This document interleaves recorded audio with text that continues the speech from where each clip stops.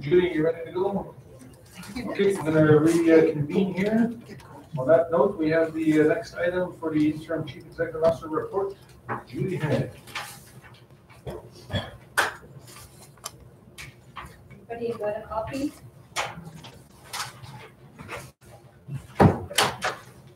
So as you can see, the majority,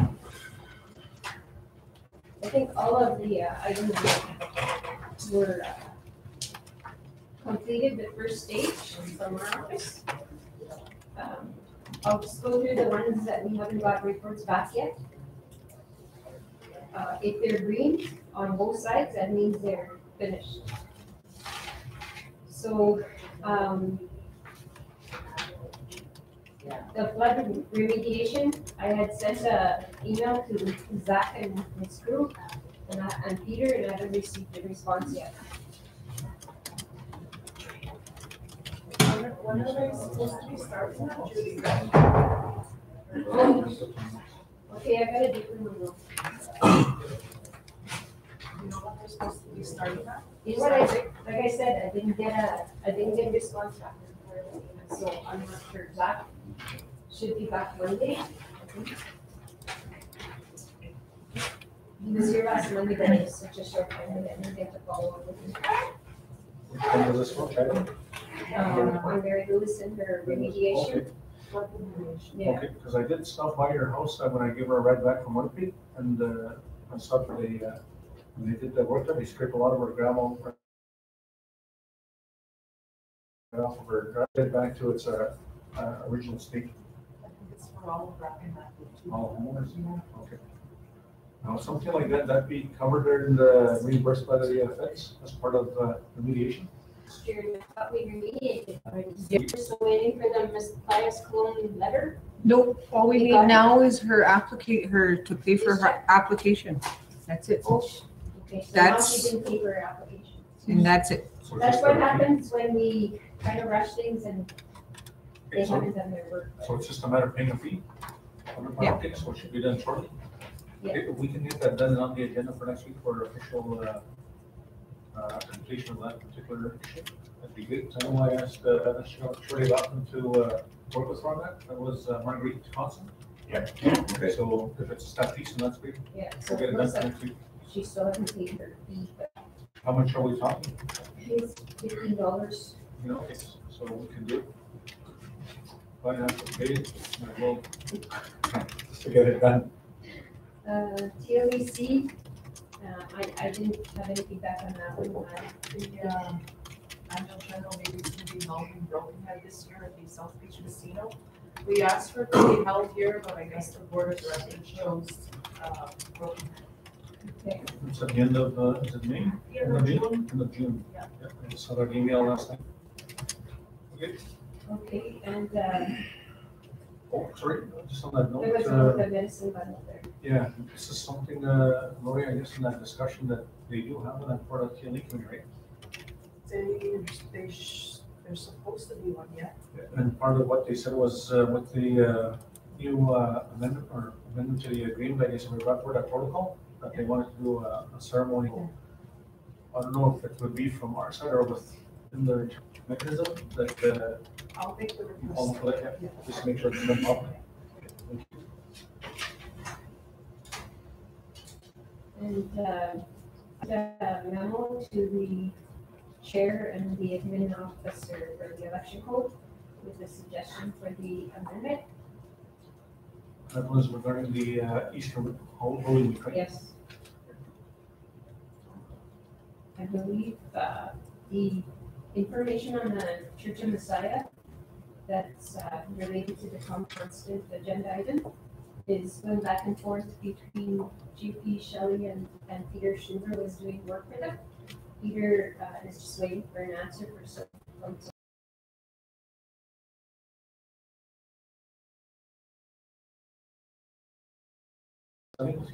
GP? Nope, just give an update on what they said the final meeting. Okay, so Bill, give that to you. On the Hendrickson issue, Or Judy, you, or myself, or she's one of you first, we returns to see if we can make that call to the surrender. So we get that thing done. One in Coast Nations, we've been having our regular DAGs, we kind of bumped them today, on the agenda today. The part about the housewarming and the tour, that was left to Jennifer, so I don't know. Yeah, I talked to Maple and I wanted to get on the next agenda. She said to text her. But I thought they were gonna meet and I don't even know when their next meeting is. Do you guys know? We're having a special meeting Monday. The next regular meeting. I can ask for it to be the following week. Yeah. Rather than the next following one. Can we have it mentioned at the Yeah, special I'll meeting? mention it at the special meeting. Okay, For elders? Yeah, For for the tour, yeah.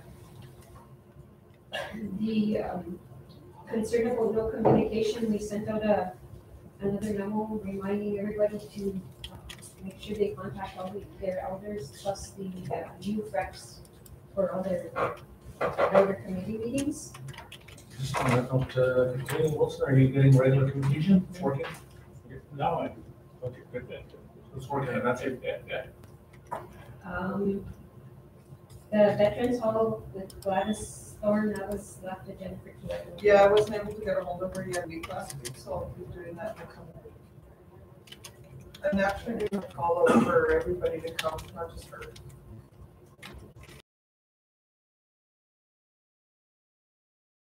To CFS as well, and I did not get any response back at all. I know Jen received updated contact, I guess you would say.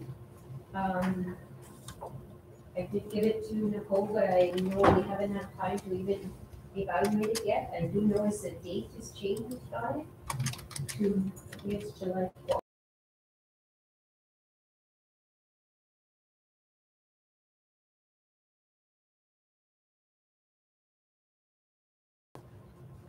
Last few times we drafted a letter, but then we were advised by Renegado's office if we're going to have a personal meeting instead. Yeah, then I did that, so I'm gonna put a date on there to be due by, for the next, but by May 31st, we'll say. Was there another function, but I didn't want to raise it with them there?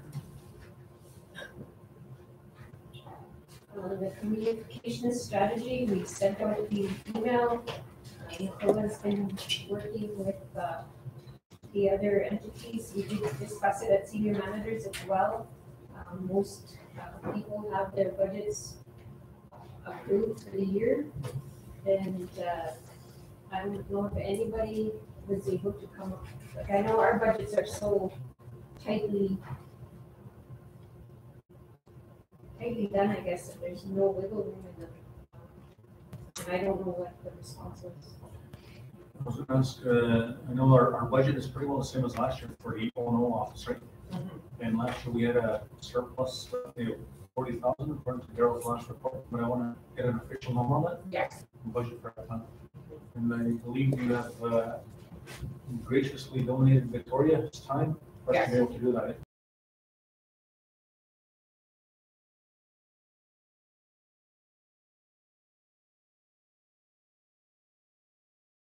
Other items as well that could be explored.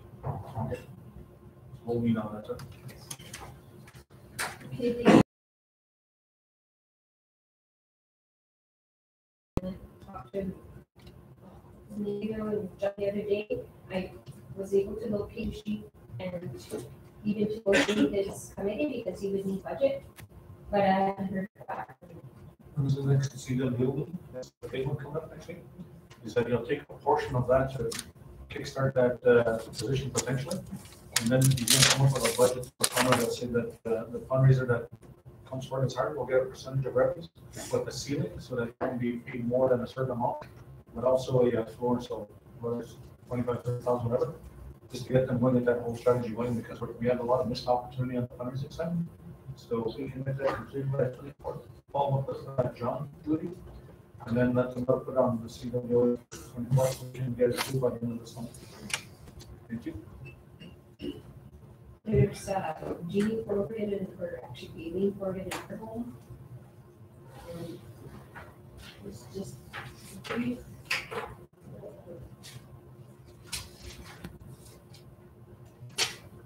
They've been meeting with their staff and workers. On April 30th, Glenn and Russell met with the Carroll staff, spoke on job security and the importance of following policies, organizational structure, work solutions, etc. This batch, right up to the OIG meeting, which I understand is going to the elders and it's supposed to go to the community meeting. So it'll be, I guess, pending until Did you guys have it your? We discussed with the elders and, I know they said but they also said to take it to So just want to keep in mind that at the end of our agenda, we have the next community meeting we'll come up with. So we can make a note that that'll be on the agenda as well. And I want to back it up a couple of launches or to the 1255:20. This was a request by Lori Lawson to put this on the agenda at the previous meeting. In regards to, she was one of our staff's family members, right? You want to speak to that, Lori? Well, I received a phone call from a band member. They were concerned that their vehicle was towed and they were charged an impounding fee in the amount of $4,500. And that seemed a bit high. And they were asking at their house, which is where they're impounding vehicles. And they're also not following the land authority rules and procedures, right, Ida? Well, If you I want to did speak an a little bit. update yesterday, because I checked on the file on it. And there is an application on file from 2012, along with a proposal for towing. And the land officer at the time didn't put forward for some reason. So we're gonna take it to the land authority next meeting. So, but what else? This Cali lady called me. Because what she's saying, it is a concern, the fees are high, so I believe she would, for me, I kind of confirmed that.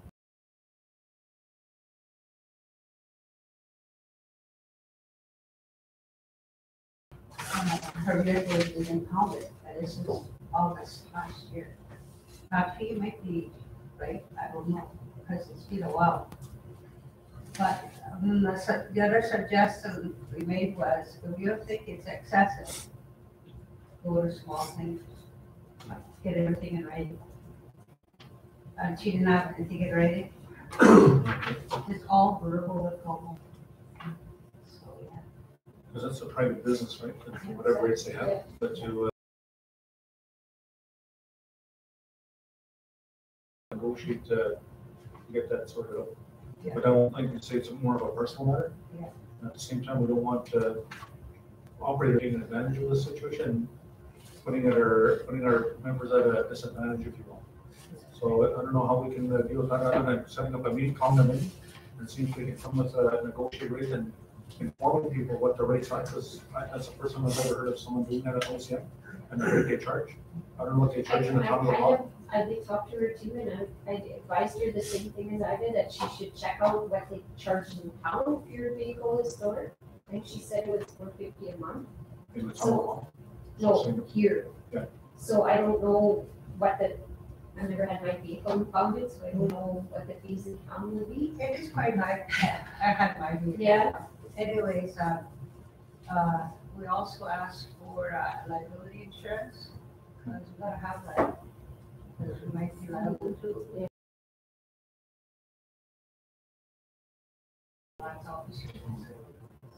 And then we don't have a business license or Better Business Bureau or anything like that on OCN other than the provincial one, so it's really hard, that's what I told her, it's really hard for us to, when you deal with somebody, it's like a personal business, so I guess if someone wants to sit with them, that's fine. If they need then they can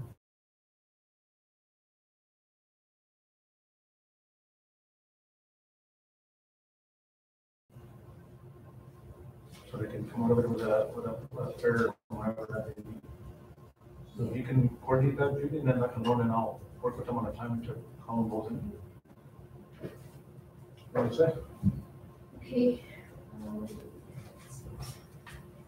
For the powwow, I clarified with Daryl verified that they had put a recording from last year, but they did not do a proposal for this year. No, I understand when one individual that was here this morning was expressing disappointment in the fact that they're not getting funding, but we never saw a proposal of any kind, so how can we support anything without knowing what the need is or the want?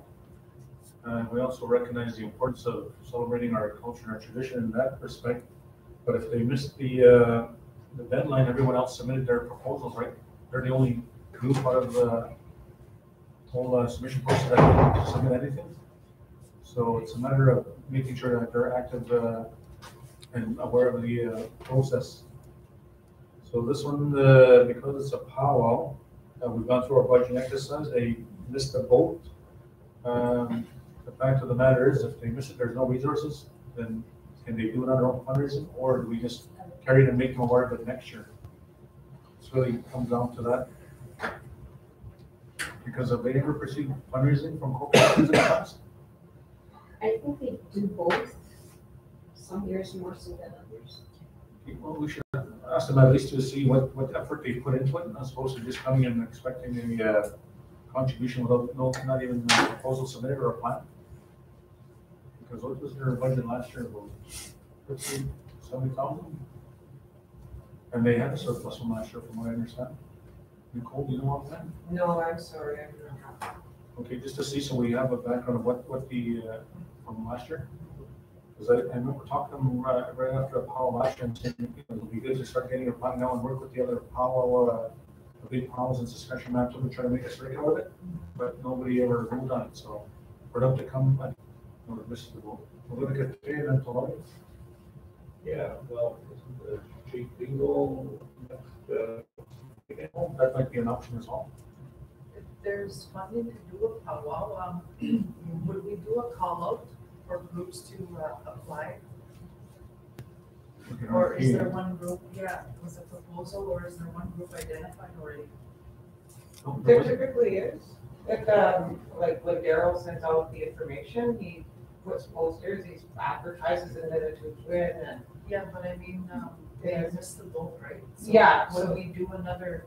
No, because that's for the year planning, so we don't have an interim column. All the money's already dedicated to Yeah. the exercise, and it happens before the exercise we did downstairs with all the departments. Yeah. Yeah. Something what goes on, that's where the exercise happens. But I'm just saying, in this case, in order to have opportunity for everyone, should we do another call for proposal, just strictly to do the powwow? Then we'd have to change half of the proposals in the front of the year. Then we wouldn't be able to distribute all of the funds and complete our budgets in a timely manner. And that's the whole purpose of getting the proposals in at that date, is to have the budgets for the year and that time. Yeah, I understand that. You all understand my question. The money that we have identified, if we can find money to hold a powwow, would we throw out a proposal asking groups that are interested, to host the powwow? If we can find the money. Yeah. Yeah, if we can, great. We'll go to Vice Mayor and then to.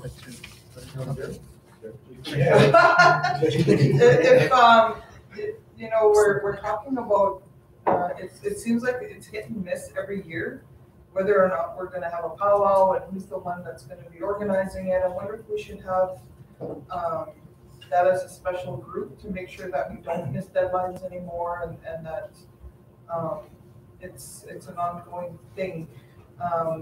What is the department or the file called, cultural? Tradition, culture. Yeah, tradition, culture, and language.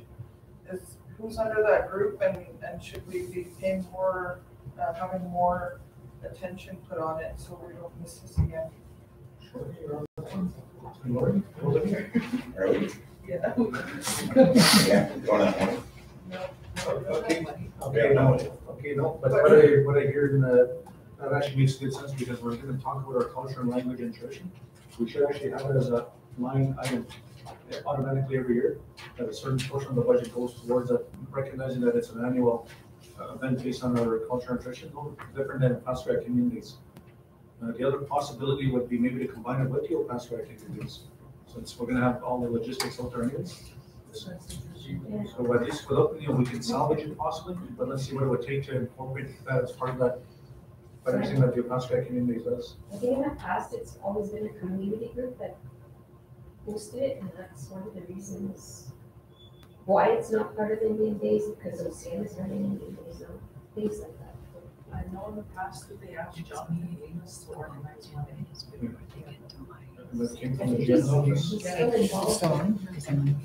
What are they showing? I just put in a request to John What's your and number? Jeannie to provide the breakdown of the $3,000 being a monster bingo, so that we will look Okay, forward to the and that's response. Regional. Okay. The way they do their gaming license, We were hoping that they would plan with the other First Nations to create a circuit, and they just never got on it, so. But that's a great idea. That's part of the idea to build a bigger kind of column, to bring more people, because it draws more people. So that's something for consideration. It was my idea. Is that your idea? That's a great idea. So again, I'll throw to the Tradition Culture Committee, and I'm gonna request her that we make it a standard that falls under that, because it is cultural language and tradition, to work with the Apollo group there. And, unfortunately, they missed the boat this year, but to see if we can possibly salvage something, maybe through Indian Days or whatever we were looking at previously. Well, I'll make that motion. That it be part of our tradition and culture. Okay, as a standard line item. Yeah, as a standard line item. Okay, so we have a motion then to make the annual powwow, whether it's competitive or traditional, a budget line item fixed every year, to be determined, amount to be determined, year to year in the budgeting exercise. Moved by, Mr. Laughlin, seconded by Vice Negan and Jennifer Flett, all in favor? Carried, thank you very much. So as part of the finance, Nicole, keep that in consideration and for F&A committee. Vice Negan? And that's sort of the thing, that's part of the hydro, necessarily a powwow, but that's where some of the funds can be taken from. But we still do need that budget and the proposal and everything to go in to identify those funds each year. But with the new motion that we just made today, that has to be a standard from now on. And that'll be part of what you guys need to identify in your budgeting exercise, was making that a fixed plan. Okay. So before we close on that, who's the one raising the concern there? Is it John Taminas or Mr. Valentine or Brian Valentine. Brian Valentine? Okay, so I'm gonna defer that to the culture and tradition portfolio committee to meet with them and see what we can resolve there if we can. Yeah, maybe. Yeah. You do? All right, you guys can sort it out. No, from the community. yeah, portfolios. Nobody's community members, so we need to follow up for community members. Then. Structure accordingly for each of those particular items. Yeah, a nominee do we need? That's your call. You guys run that and bring it forward and bring a plan of what that's gonna look like. Okay. But use the powwow as one of your first action items to plan on. And with it, If I can A just, proposal for money raising. if I can just make one more remark, Brian Valentine was mentioned and Jonathan Minas. There's been some unfavored remarks made by people on Facebook in regards to chief and council and not having the powwow. So a lot of blame is being placed on us, which is not entirely true. And we need to make sure that everybody understands why the powwow isn't in place right now, and that didn't come from us trying to stop them from having a powwow. I think those who are going to be taking part should be mindful of what remarks they make online. and recognizing that it is ironically talking about our culture, tradition, and language, and that needs to be respected as part of the process. So for those that, when the call was put out to the public, they should have been there as well and taking that responsibility if they're going to move that particular event, which is fair and open and advertised by the Finance Administration Committee. So we'll let that be known to them very clearly. And that will fall under the cultural language and tradition portfolio. That was it. Thank you. Judy, anything else? No, that's it. The last two items were part of the fundraising. Okay.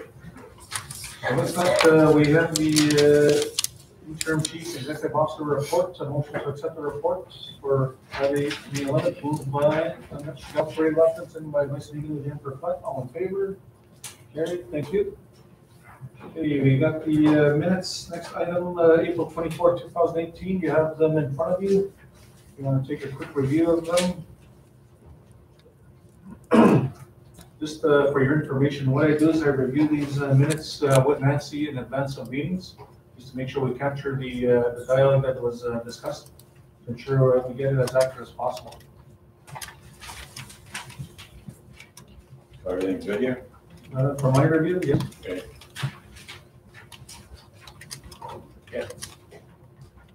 Okay, so moved by Anisha Shorty Lachlan to accept the minutes of Tuesday, April 24, 2018.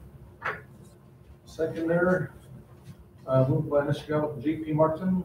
All in favor? Carried. Thank you. I know some of you are reading them, but you can question Nancy. How soon, or what's the latest we get the minutes out, so that we can at least even send a draft to the Anisha instead of having them try to review quickly during the morning session for the day of the actual meeting. 24 hours out in advance would be fine if you can do that. Okay, I'll try. Okay, thank you. Keep in mind, Nancy's a very busy lady, supporting all of us and getting these things all tightened up, so thank you for that. Next item here is an update on the AMC One North meetings. So I'm going to ask Vice Aniganu Jennifer Fleck to give a quick update, and I was hoping Nashgawik, William G. Lawson would have been here.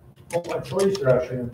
So I asked both of you to give your input on the reason for that meeting, what was discussed, and the outcome of that meeting. I'll start with Vice Aniganu. We went to the Executive Chiefs Council meeting in Broken Head at the South Beach Casino. Myself, Aniganu, Ashtigewak, William J. Laughlin, and who's there? Yeah, John Nasacapo, that's right. And elders William G. Laughlin, Mary Lewis, and Thomas were there. And we had a discussion, or we had a discussion on One North. We were asked to be put on the agenda.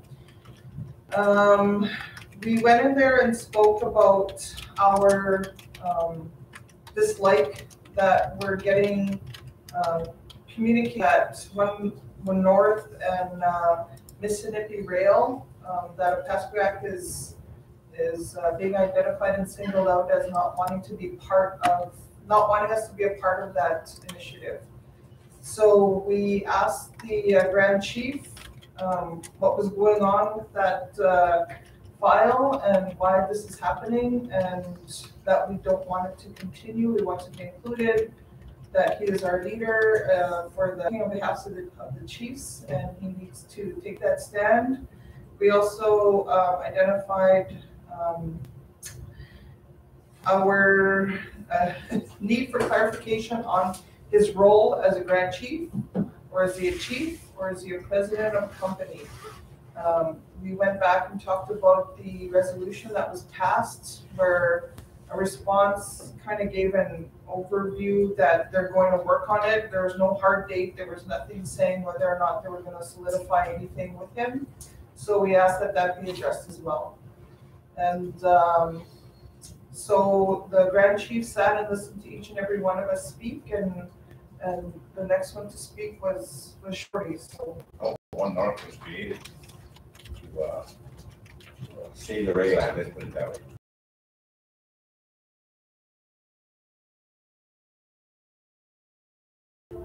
Grand Chief, at that time, he was chief for quite a while. I mean, he was never involved in those meetings with One North. Back then, and so on. And OCN's concern is like 10% the role of the chief, being the role of the Grand Chief. Grand Chief is there to represent 62 or 63 First Nations, whatever we have it. And the bottom line is to us, he has been working with OCN, I don't know what OCN, I don't know why or why not, but we've been excluded from the processes. All of a sudden, these consortiums coming out of the road that we've never heard of. All the time, we're working with things, with Northern Dance and things like that. And everything we did was transparent. My issue was there was no transparency from the Grand Chief's office. No transparency to that, to the Northern First Nations or anything like that. That was my concern. And also let them know that even though there's only me and John there, and I see that the OCN Chief of Council are unified in the issue regarding it. I really appreciate the other probably move OCN to Saskatchewan or something, but don't know use for us. But also, Actually, their community is a partner with the Louis Railway Company, which is the Constitution of Warley. We basically took their plan and erased the name and put Mississippi Railway on it and put a competing bid in with the government to try to take over the rail line. So he was the president of that company, and they removed him very quickly because he was violating his law. But at the meeting after our issue, they also told him to rescind his contract that he had signed with that company, trying to take control of it over the other First Nations, which is 7 tribal councils in Manitoba, and South. But they basically told him your political leader will be telling you what to do, and you rescind your name, you get off that board, and give your treatment like that to us or any territory. So he's not that very clear, but we did at the end support him with a negotiation to Denver with Omnitrax, the federal government, and AGT, which is one of the biggest grain buyers and hospitals in Canada. So that's what we'll be potentially positioned with as we move forward. At the end of it, the president of the company came over and met with some of us and said that he'll be coming to meet with the OCN, and we'll position ourselves accordingly for some of the opportunity, whether there's development costs or whether it be required or what we can do in that area of the south end of town.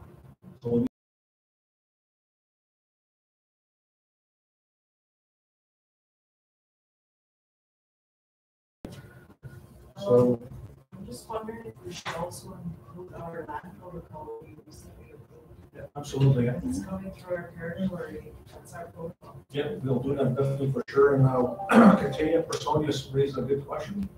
I'll come to you shortly, Katia Wilson. But what he had said, and I don't want to lose this, Julie, we've got to take a note of this, is that when Canadian National Railway had the railway here, there was supposed to be an agreement with OCN on the fact that they were crossing our territory. Whether there's ever been any settlement or compensation for that, this is something that we have to initiate to begin that exploration of that work and negotiate compensation with those two railway companies. And what it'll do for us is it'll allow us to negotiate benefit for OCN in the term, in the way of jobs, training, employment, and even possible revenue sharing. We need to get something out of that on the fact that they're on our traditional territory. Through the reserve, that was like a land, right? There was no section 35 back then, so.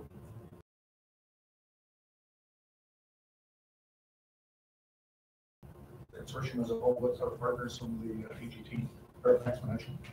We'll go to Katia and then Yeah, good point.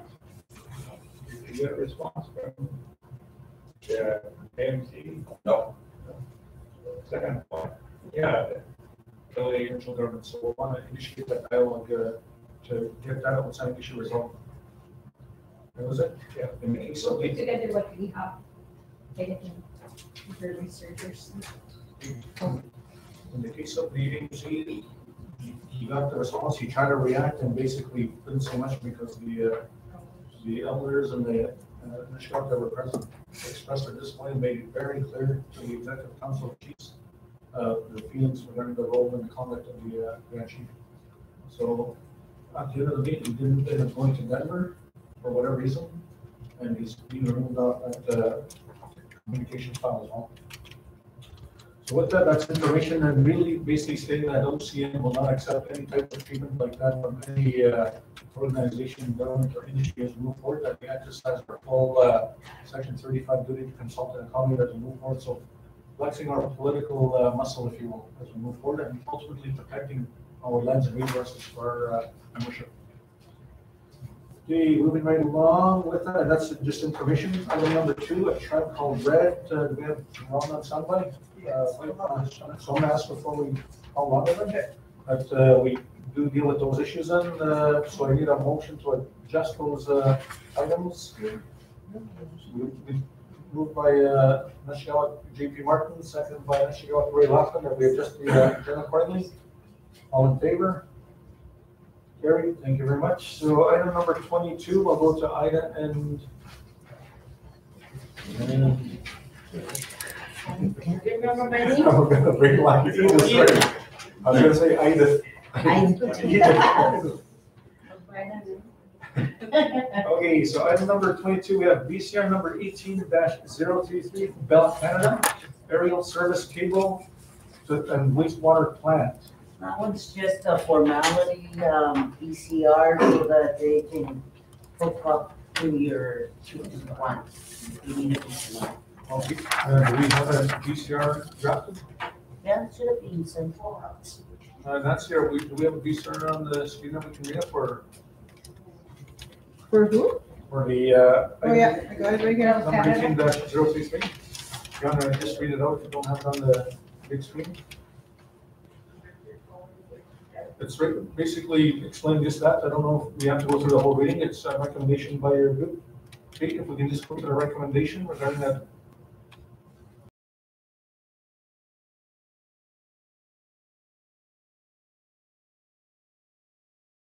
Give me some all here. If you can just read the recommendation on that item then, do you have a hard copy? Okay, I can just, okay, sure. I'll read it.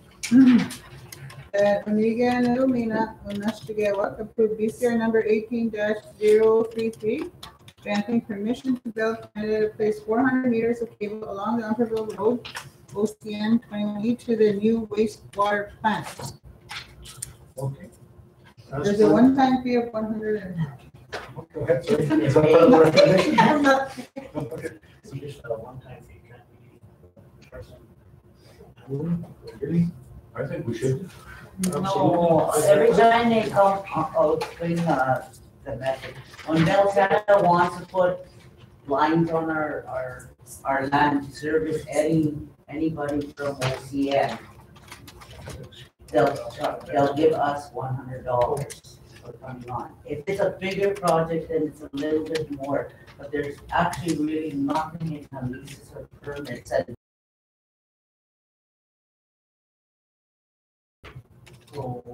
And it's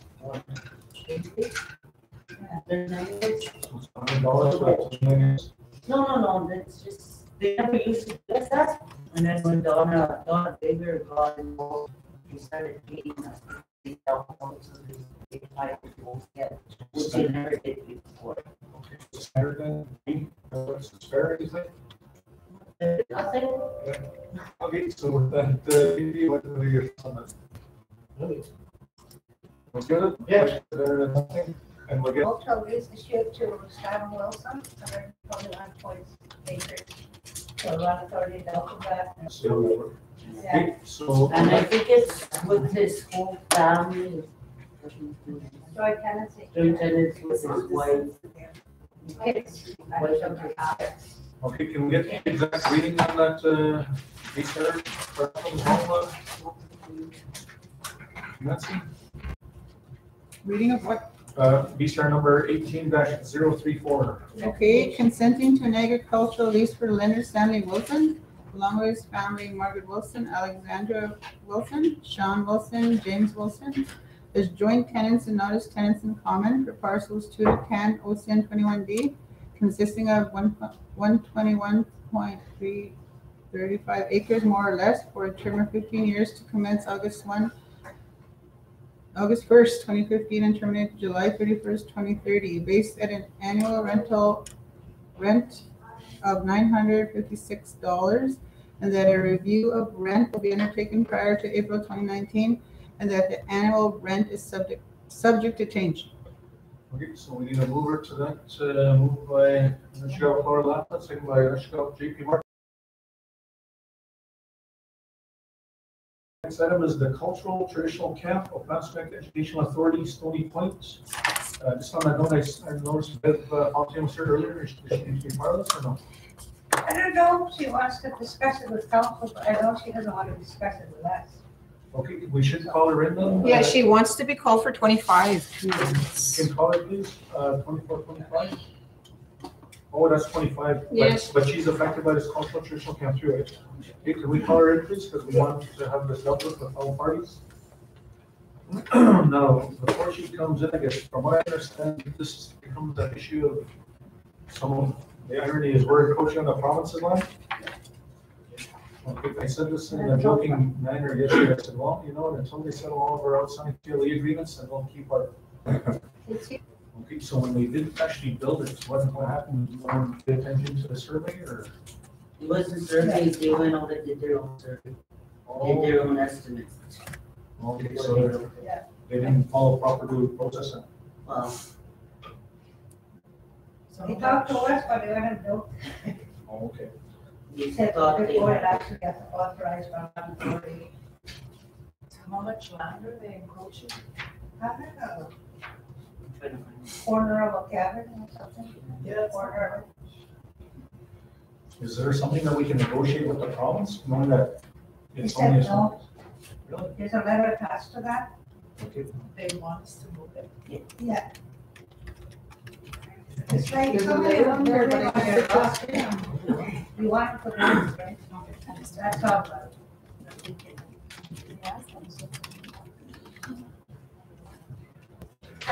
I don't know, we're just scared that,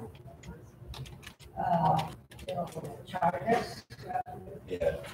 Well, and they would You know, like criminal thing or something. Not so much as a rental fee thing charge. Is that one away? Yeah, she said to call her. She didn't text me.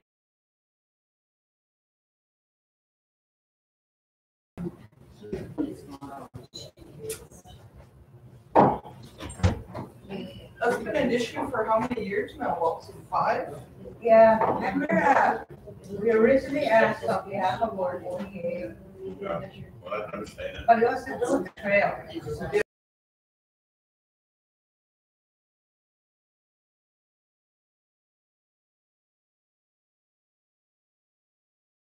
From the get-go, they said no. Yeah. We can take this as an approach of negotiating on the reconciliation, and knowing that's such a small square footage that's involved. You know, it's going to take some hard to especially basically send a letter, give a little bit of background, no different than here we bring in the issue sheet. We'll set up a meeting with the minister involved in that particular department at World Express and start meeting there, because it's such an easy fix. We shouldn't have to, you know, fight it over that at that, you know, staff management level. I think we can use that as, like I said, agreement. That makes sense. And, you, we could draft the letter, but who signed it? Well, I'll sign it on behalf of the, when you get on that job, so I'll ask for a motion today once the vice meeting, that discussion with that, the ministry. And if we can.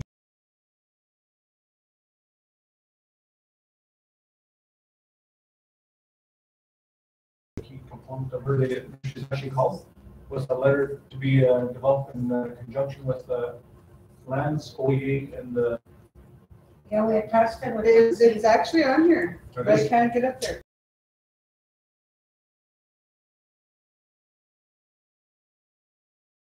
Very much. Next item, I think so. that's item 24, right? Okay, item 28 for judgment, which is agreement for underground installation lagoon project. That's that. Yes, no? I think it's secretly old. Okay, so that's 20, so adjust 28 then, we'll take that off. So is this 22, 23, 24? Yeah. Okay, before you go, ladies, are you guys over next week? Lands, We didn't get confirmation, we were waiting for you, we were going to set it up. yeah, okay, well, you know, if you're going, because you're going and Daryl Bob's going, because there's 3 meetings happening at once, right? There's AFOE, FMB, and Lands, right? So really, it's your call if you're hard to go to make your travel accordingly. You're the expert, so rely on your technical expertise, so. You have time? what days? What day? Judy, what day? Next week. Tuesday, Wednesday, Thursday, John. Tuesday, Wednesday, Thursday. Tuesday, Wednesday, yeah. Just want to be there for that sheet. No, I'm wondering, that's what I'm asking is, you know, if you have the means, That's a different one. Winnipeg on the 15th. because I'm actually going the day after anyways, because we're hosting the minister, so I'm gonna fly early the next morning. Then you go, your appointment flight. You can fly from Winnipeg. Oh, it's like, Mr. 15th. The 15th in the evening is, Just kind of meet and greet. Yeah. Oh, okay. Okay, so make your travel accordingly and we'll see you there. You know everybody there anyway. Ah, ahí se da aquí, sí, es claro, pues que Cristian, y no puedo ver Cristian con usted así. Thank you. Ahí está. All right, we're gonna go back here. How's my feet? Did I say it right? Did I say it right? Yes, you did. I was just saying that they're, Oh, you haven't sworn at anybody. just saying they're doing good at their job. They're very smart and they're doing well, working for our land. So, moving right along, we have the update on the Martha Constant Parish Hall project. We have Tom Constant. I need Dennis. Sharp cover is I need Dennis. Oh, sorry. No, that's, because we have the phone yet. Jared? You call Geraldine and kids? I submitted it to her. Yeah, just to see if she's available. I need Dennis.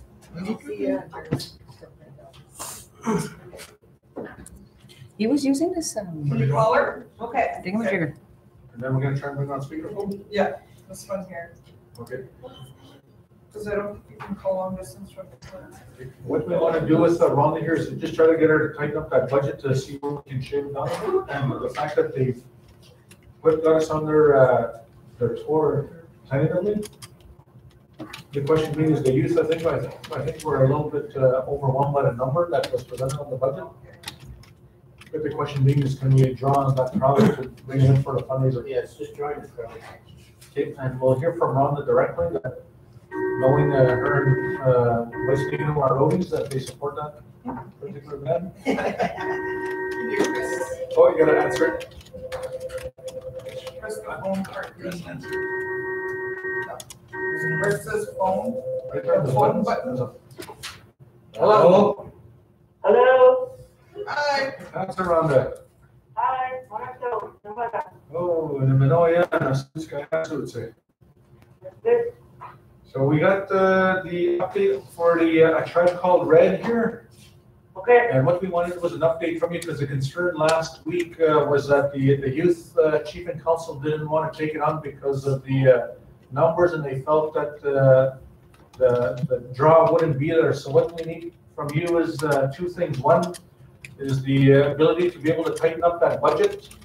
And number two, to prove to the leadership here in the Kateak that this Tribe Called Red is a major draw locally, nationally, and internationally, and that you're confident that we can draw the people to Opaskwayak for that event, which would be geared towards a fundraising event for the youth. Yeah. Okay. So you have the floor, take it away.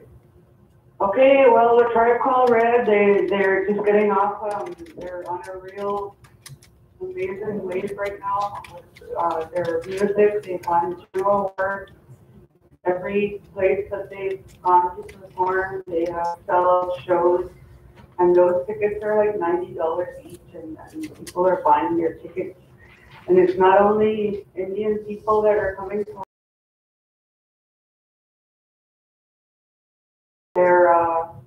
We're gearing it to the youth because they're really highly successful musical acts, and I believe that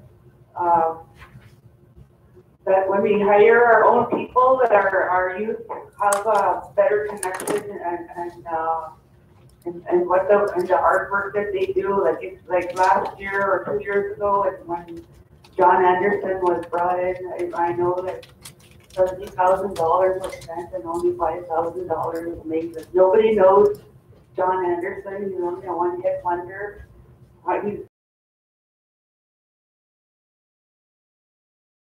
think we need to start supporting our own Indigenous artists because our youth have a better connection with them.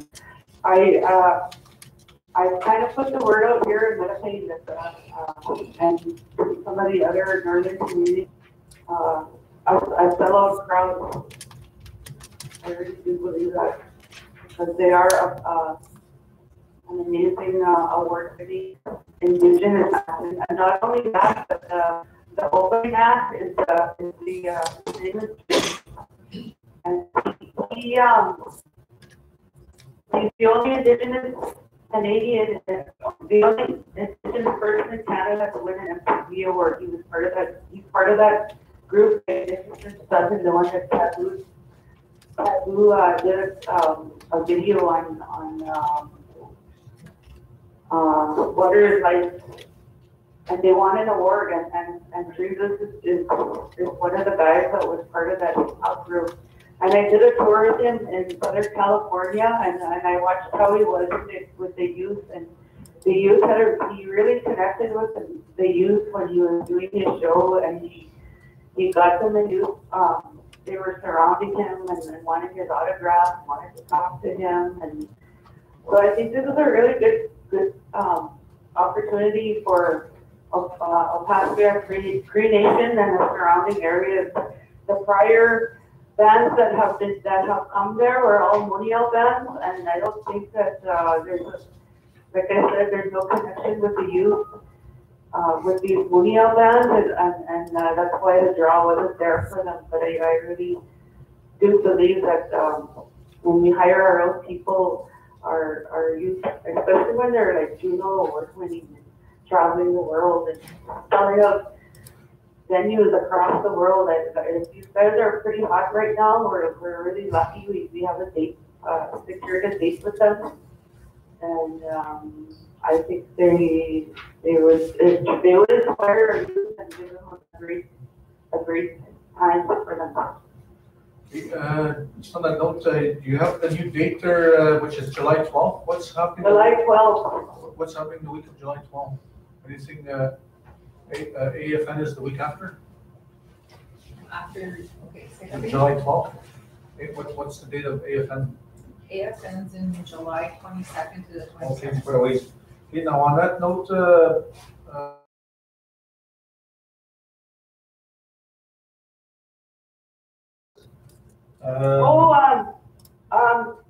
the contract, when I spoke to the contractor, they wanted to lower the price for the youth. okay, what number are they coming in at? It's 25 for youth and 35 for adults.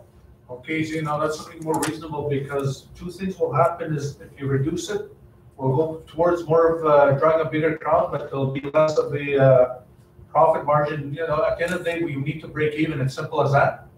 I think that's what the concern was for the youth, JP. Was that the concern?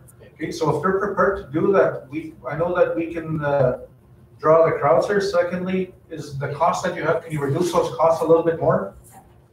Anywhere to shave it? Yeah, and the other thing too, you wanted me to write a letter to Calm Air, but I didn't want to do anything until the contract signed. Okay, now this is what I would write a letter to Calm Air to really sponsor the flights from Winnipeg to the Pas. Yeah, what we would do is we would do a number of things. We would approach all the big corporations like the Manitoba Hydro, the MTS system, to buy so many tickets for distribution. This way we can offset some of the cost to the kids themselves, but we would do it as a Northern Manitoba initiative. So we would definitely support that through a support letter if you're going to move on this, Wanda. Now, your cost for your fees for service, where's that built in here? Event planner. Event planner, okay, and it's $8,000 for you to coordinate and put this all together? Yeah. And you require a $2,000 deposit to get you going as part of this? Yeah. Okay, now if we were to do that, because we're gonna reduce the numbers, you're looking at about roughly a 10% decrease for the overall. I don't want to decrease my fees because I've been working on this a lot. No, not you, no, I mean the overall budget would only decrease by about 10%. So you'd still come out with roughly a $20,000 profit if you sold out, right? Yeah. Okay, but The other ultimately. thing, would Keep You Up be willing to donate the hotel rooms for the artists? This is what we're gonna have to work with in order to do this, to push it as a youth initiative. Yeah. So what we would need here then with the table that's present is event will sell itself. And that's what we need reassurance from you, Rhonda, that, Yeah, it will, I know it will. okay, and we can offset some of the costs by getting corporate sponsorship and donations for flights, buying tickets from the, not just the world, et cetera, but we need to move on it sooner rather than later. And then can we also make it a youth day of other youth development above and beyond the concert? I can ask Drew to see if he'll be willing to do a workshop. Yeah, and we can work with OEA, CFS, and OHA on that potentially. So this is what we would put together.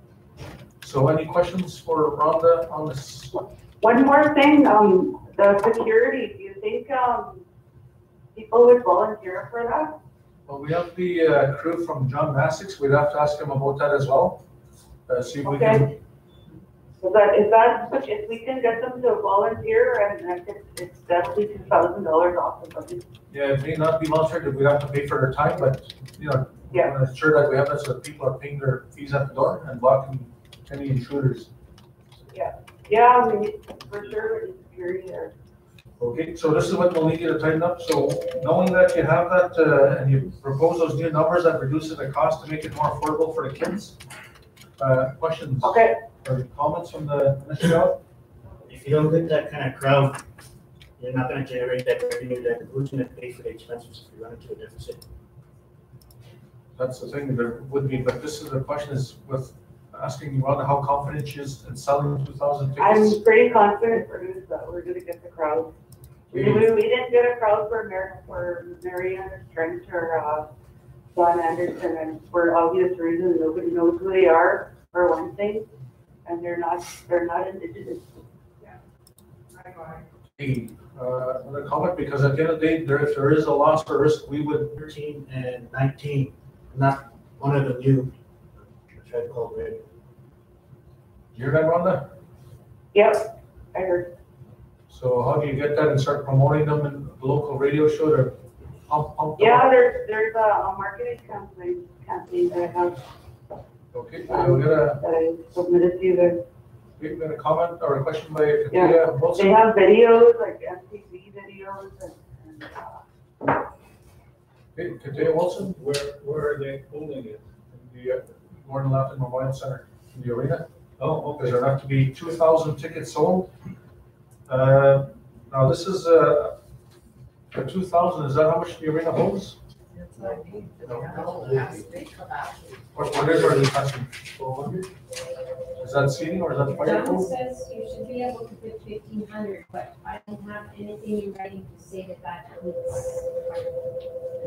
Okay, they wouldn't require any chairs in the arena. No, just for facilities and the exits.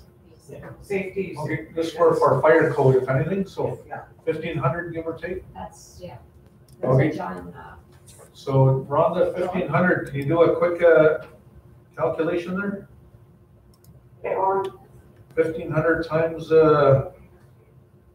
we'll say 20, 25, we'll say $30 on average. 1,500 times 30, that's 45,000 is what your revenue would be at the gate. The expense. And then minus the expenses, right now you have your expenses at 54,000. So you're at a $10,000 loss based on your cost they right don't, now. the arena is at 51.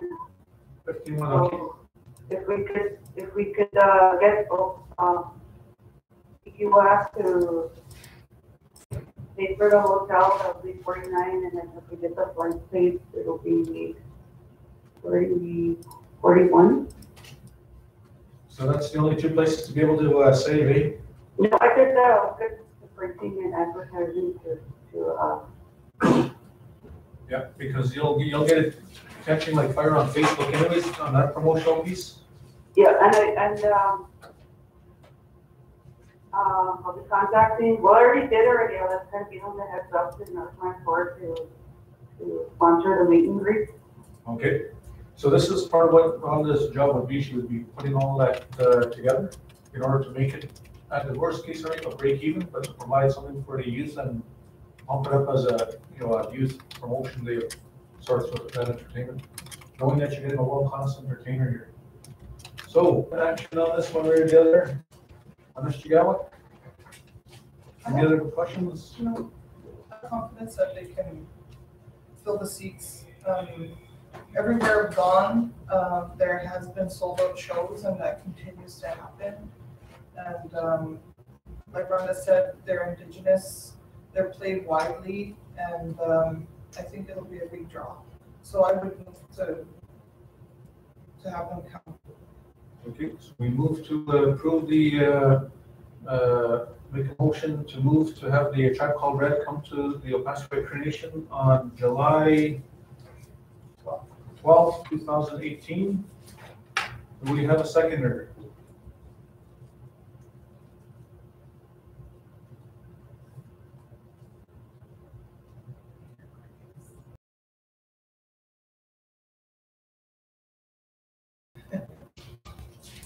National Aboriginal Day or something like that. They're probably booked in Ottawa or somewhere big. So that's a month and a half away. We do have a motion on the table to move to approve this project to proceed in order for Rhonda to start doing the proper planning. And a large part of that will be the marketing. Okay, how much is the total budget?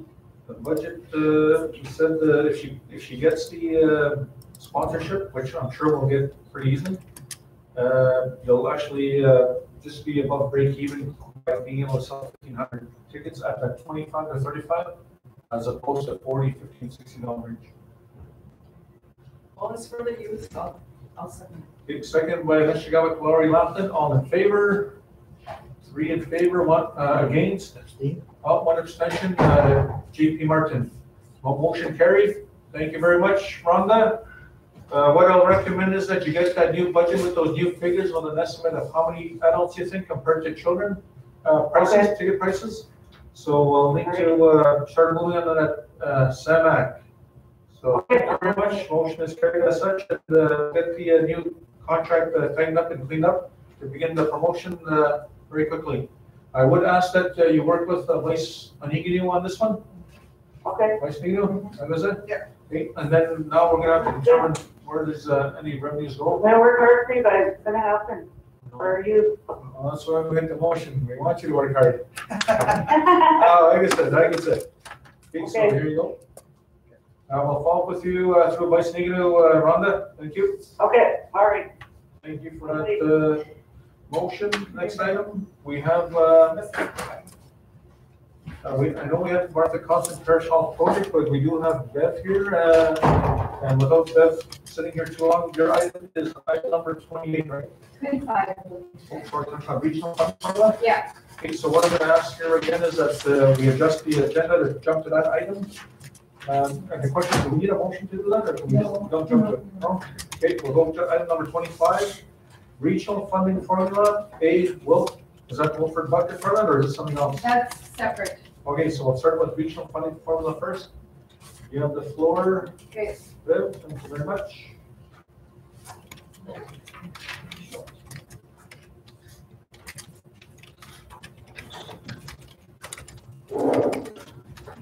Okay, so, there was, but what we're asking for, Manitoba, is that we're asking for 27,627. If you go to the second page of your issue sheet, we're asking for 27,627 per student. Sorry, Per student, per student. how much it used to be? Right now, just based on instructional services Yeah. formula, it's 5,100. How much? 5,100. So how come the big jump?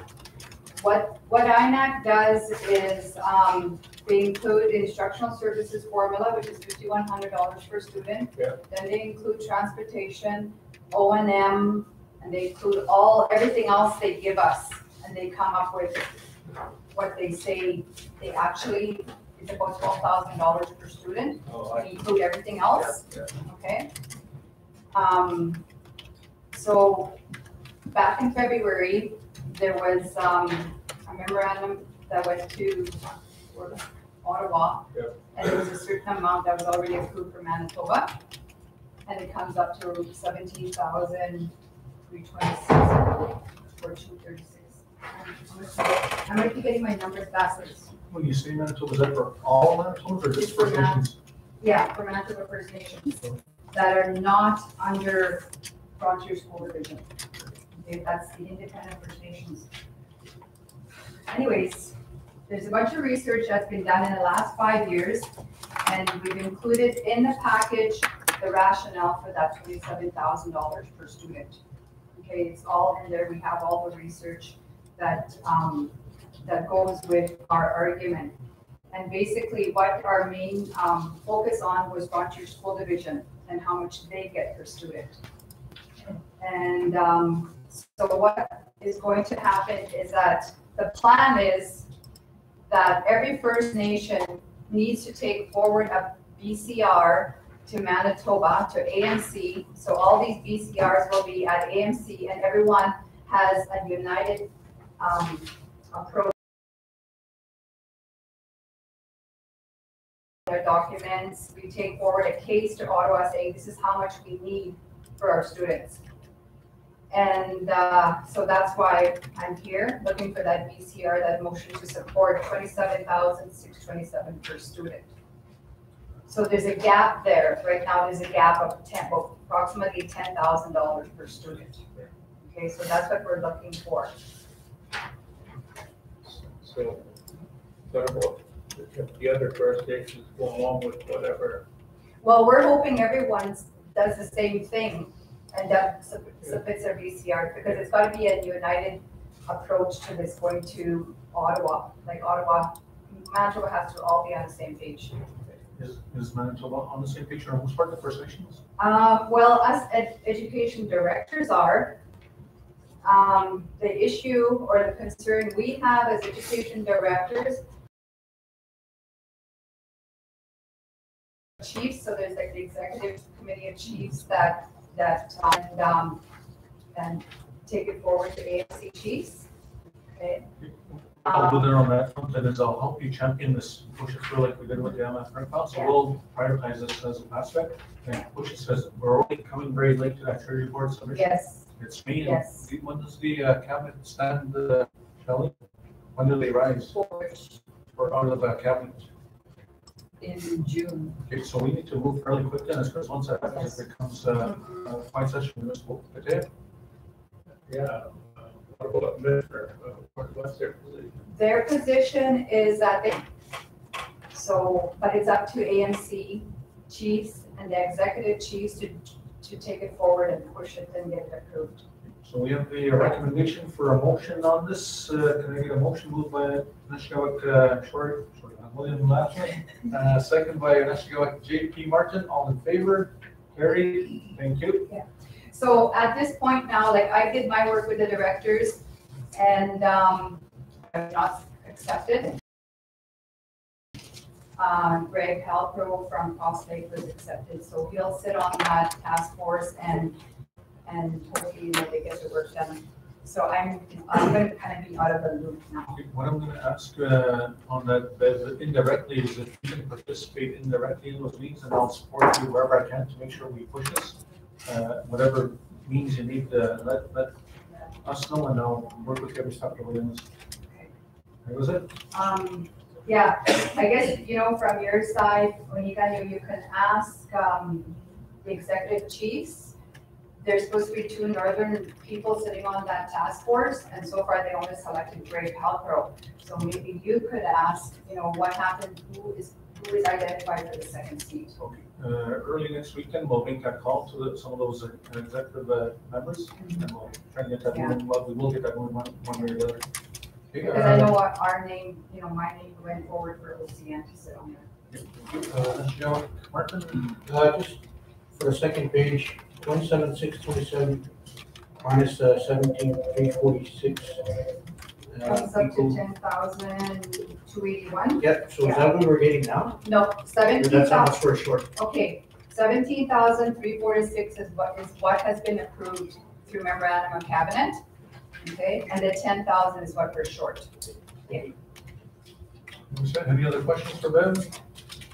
Hearing none, thank you very much, Bev. Good job on that, and we'll look forward to working with you on this to get this over the line. Hey, was that? You said, did you want these back? Sure.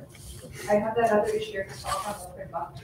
Okay, so the next item, we asked to bring this forward to recognize this individual, Wilfred Black, OCN member, recipient of Most Outstanding Indigenous Educator in Canada Award, which I thought, when I first heard that, that's amazing.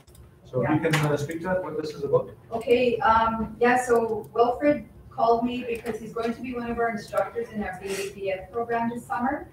And he was asking for some time off from his instructor or rescheduling, and he finally, the humble guy he is, he finally let it out. This is what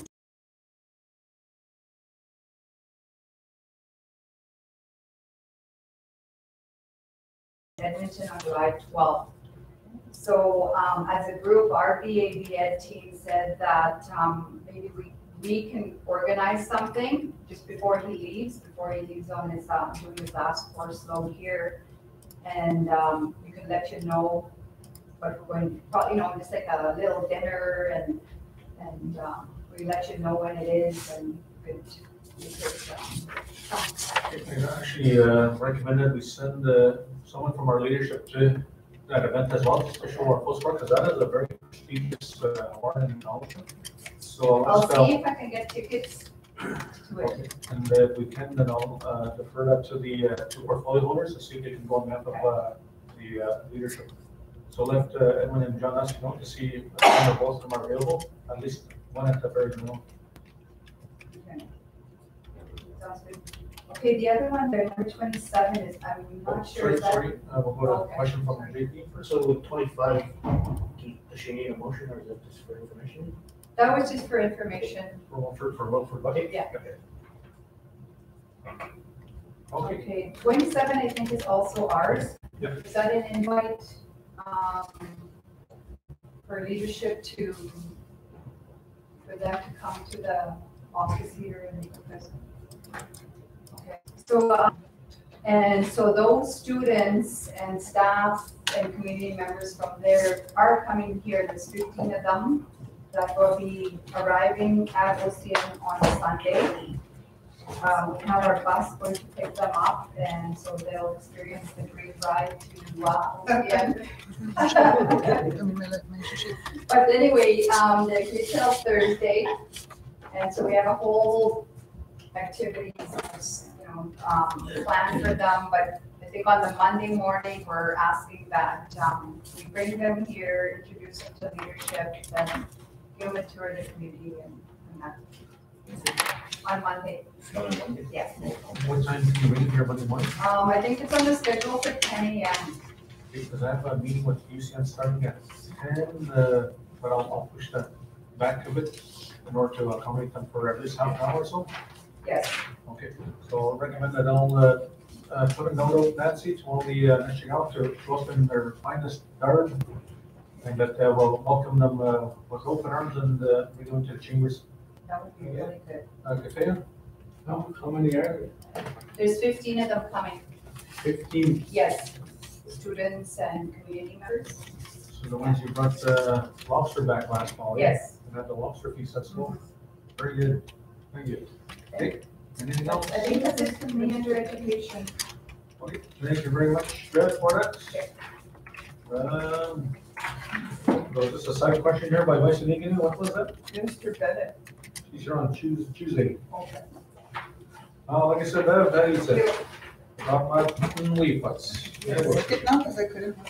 Okay, so we now have Martha Constant Parish Hall Project. Is Tom here? John or? Okay, now just on a note, there was an email that came from our engineer. See, I saw that. That's part of your response to some of his concerns or questions. From what's his name, engineer? Peter Schuler, yeah.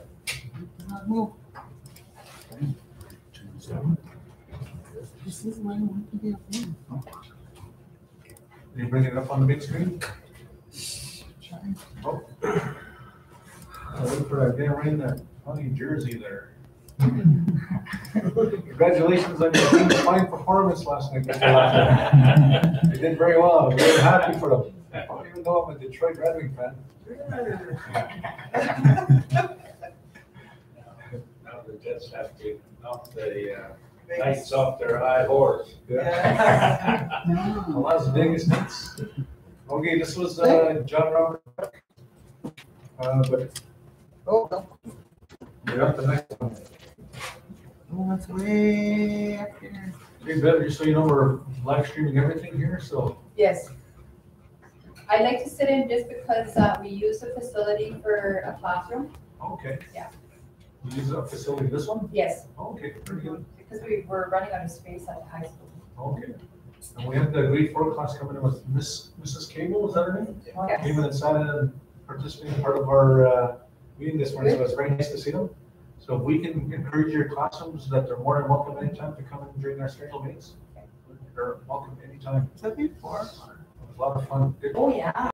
Well, I mean, the door is open. We have a, open door policy anytime you want to come to get involved. Awesome. I think that's your staff at the front door there, when you have your next gatherings of students, so that we can possibly run our stay hall or we can read that thing. Or they can extend that invitation, I'll get into our calendars. Okay.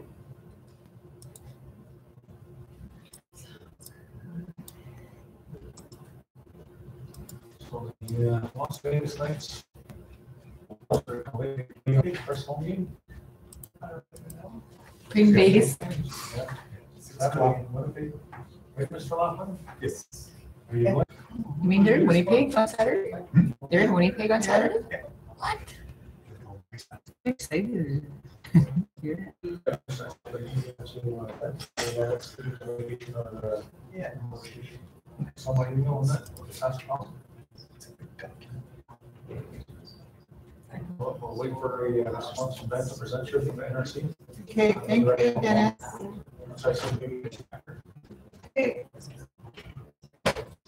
Okay, we got the item up on the Martha Constant Parish Hall project, Hall Constance, represented by Gal VP Martin.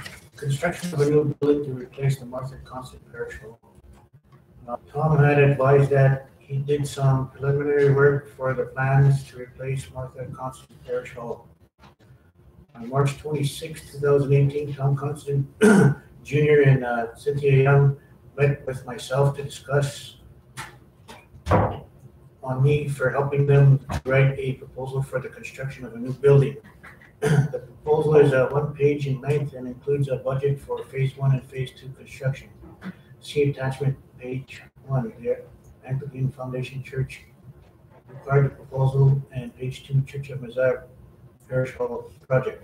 May 1st, 2018, Tom mentioned that he presented the proposal to the Archdiocese of Brandon. The group suggested that Tom submit a proposal online and fill out the application for a grant and loan. This document would be addressed to the head diocese in Toronto. It is important to note that the deadline is passed for this fiscal year, for 2018-2019. So what he's doing is preparing himself for next fiscal year. Also important to note that Tom had collected the information on obtaining quotes for the building. In addition, there are 2 additional documents that are included. March 5th, 2018, PM Shooter Consulting and Inspection Service assessment of the Market Henderson Parish Hall flooring. Note this was not complete for Martha Constant Parish Hall. March 21st, 2018, Martha Constant Parish Hall inspection. March 15th, 2018. Recommendation: a thorough analysis is required.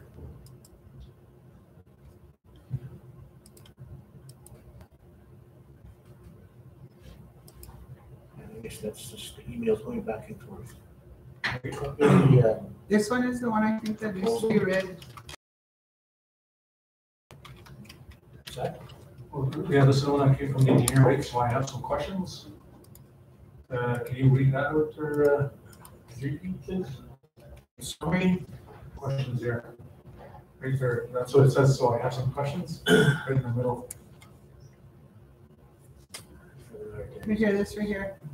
Tom indicated that the proposal had been accepted and funding identified.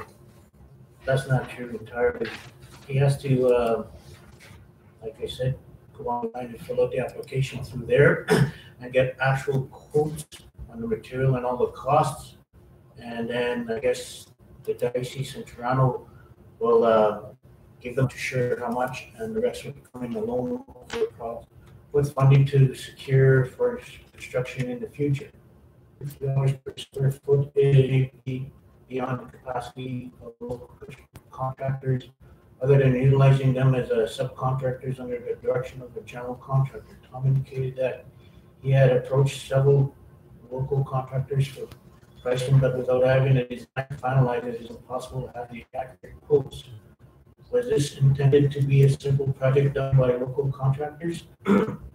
Not sure if you can answer my question. You need some direction before I start approaching architects for the quotes, as Tom indicated that he wanted the design by August, which is not achievable unless we hire someone to do the work.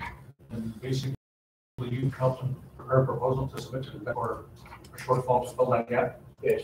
So talking about the budgeting exercise, because you guys will start at this fall, how can you, knowing when they'll get approved from their submission for proposal? So if you can find out the time that they have to submit, when it's submitted, when they award, so we know exactly what the potential. So I think he said he needed submitted by August. Yes, sir. Yeah, and then probably find out January, I guess. Okay, and when our budget exercise will go by February, March, and so there's possible that it would work, but depends on how much he thinks he can secure from the basis of that. But I did let him know that OCN did commit 15,000 for next fiscal year. Committed 15,000 to get insurance. Okay. So what's that? What is your recommendation at this point here, other than just waiting for him to do some more due diligence? I think he needs to sit down with Peter. Okay. So is it there? Okay. Well, if $1,000 is earmarked for the next 10 years, I wonder if that should be useful in financing it. That was a one-time we gave to the group in May, and then we said we'll give 15,000 to them next year because it's to be fair to both groups. Yes. So it wasn't a line item that they get every year. It was a, Ready to get that extra. So it's, It hasn't gone to the committee, that's what they're supposed. okay. So it should go back to them then as well. Just look at it at least. Yeah, do process under a CW. You guys have, is this your first time seeing it? it's my first time seeing it. Okay, what we'll do is we'll send it back to the CWO for review, as well, seeing how you're gonna administer that, because you're assisting, Tom, in this process between the CWO and the finance has to look at it as well. And then see what the actual, if you can find out from the basis of when and how much they actually give in grants when people request it. Because if it's gonna be like say 250, that's gonna be, it's not feasible.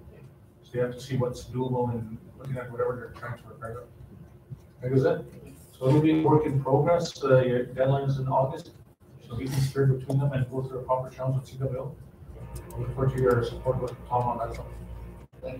Maybe they can cut costs if you like one.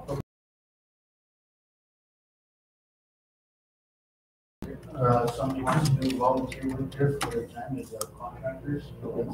That was his thinking behind this project.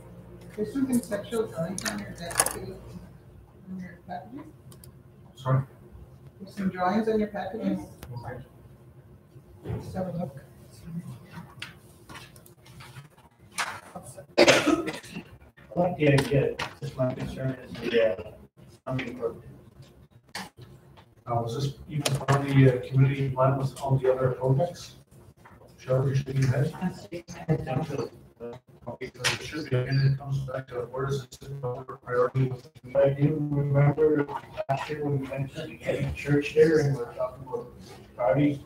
We did talk about the churches and then the renovation for the churches. Yeah. That's a new renovation. Yeah, that's renovation for churches, right? But these are halls, so it's something new. We have to follow our due process and bring it back into the, or put it into the listing of projects. and see what the potential final numbers would be. It's not saying no right now, but it's seeing where does it fit in order of priority with the community needs, and whether it's doable or not based on what the diocese will say. So this is information today. Any other questions for, I just have one thing to add to that. Once you build the hall, you're also gonna have your ongoing maintenance and hydro, that is gonna take care of that, all those costs, yeah. We the vestry, I guess, to decide how they're gonna adjust their dollars for the operations, because it is very extra cost.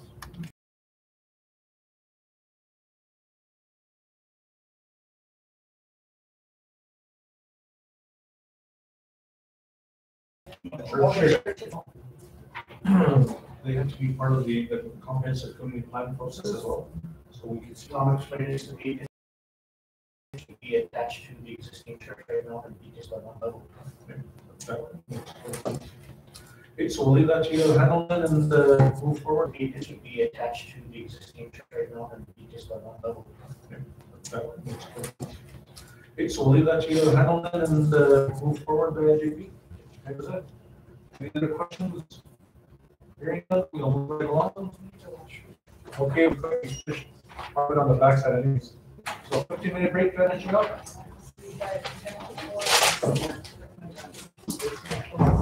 4, okay, they'll give us time, we'll see how much we get, and then we'll see what's priority, what isn't, we can table some, so maybe next week and finish off stuff on Monday morning. That was it? Yes. We don't finish anything. 4, okay, they'll give us half time, we'll see how much we get, and then we'll see what's priority, what isn't, we can table some, so maybe next week and finish off stuff on Monday morning. That was it? Yes. We don't finish anything. Start at 9. 8 o'clock Monday morning, perfect.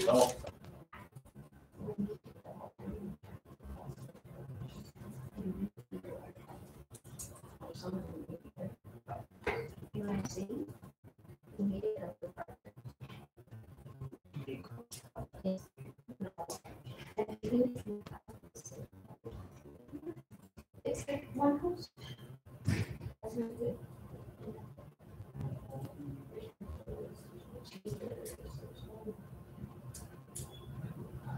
So you didn't have a professional blue, there's no specs. They didn't do procedures in the note. We built it ourselves and. I need to talk to Peter, giving that, and did what I have to get if we have to put a checklist. Is it hard to get into a Dropbox for technically challenged people? No. Seriously, I can't get used to calling out to me. Just get to out to me. It's like the easiest to me. We have a long time to go.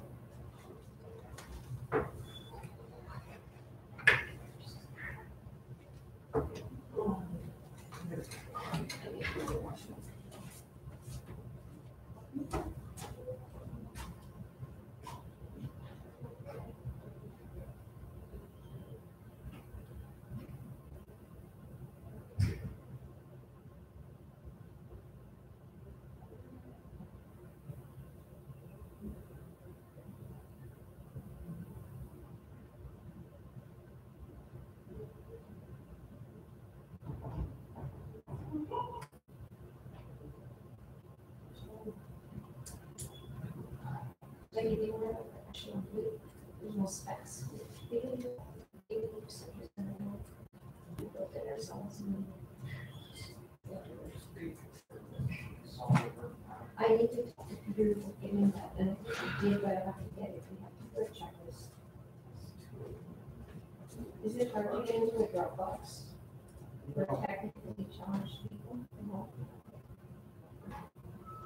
Seriously, I can't get used to calling out to me. Just get to out to me. It's like the easiest to me. We have a long time to go.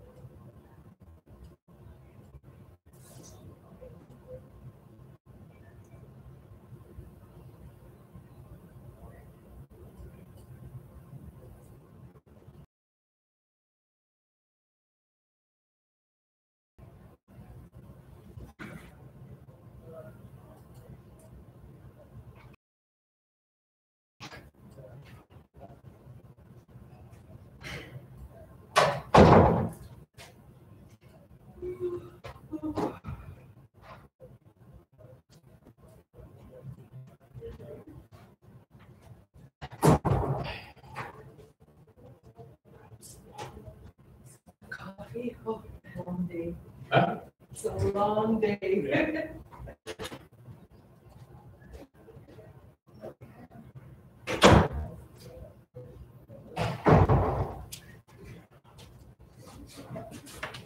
Good.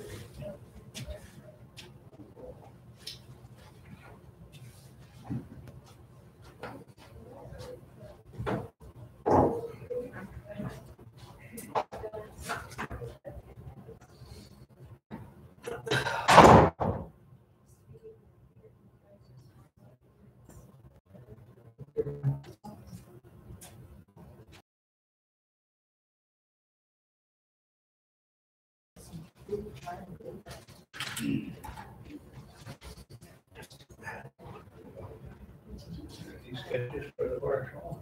Yeah, yeah.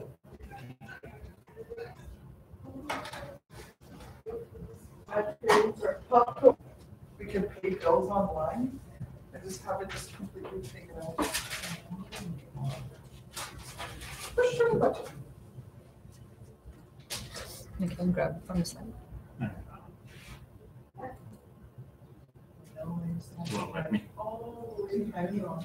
Ah. For nothing, eh? Just was that in mind.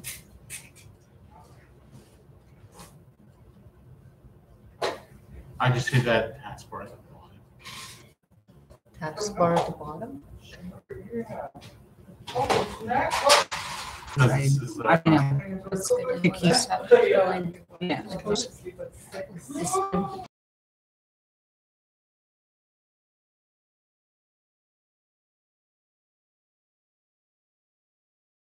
Just get the motion. Well, like, it's just. Doesn't need to be like that. Oh, I know. I remember Carlos back when earlier. Go. I don't know if she's going. Yeah, because it was unexpected.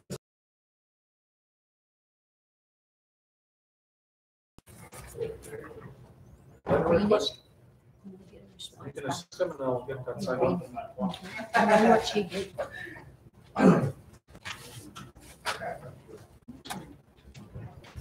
But that time,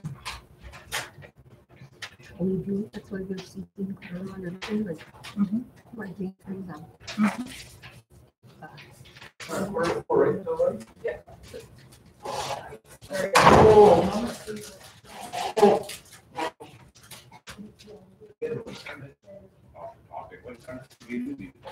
That's what we're gonna have this on the agenda. So you, which items were yours?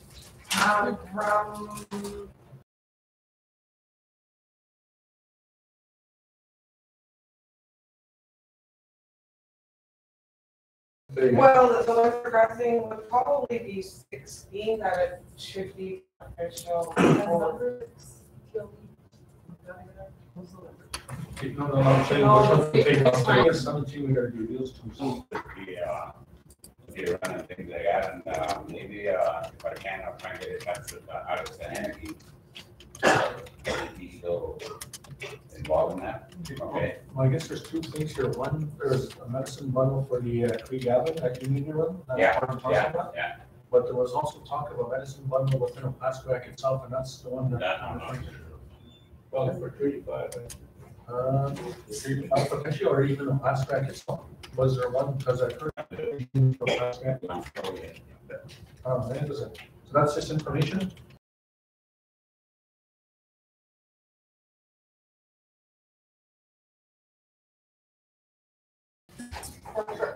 One of Corsair's daughter was one of the students that won a property back in 2011. Is there a contact number at the bottom? Yeah, there is, but she's asking for $500. Okay, so what I would recommend is that we do this by scenario. Can I rely on you on this one, that we find support, and because he did so well in her studies, with the leadership.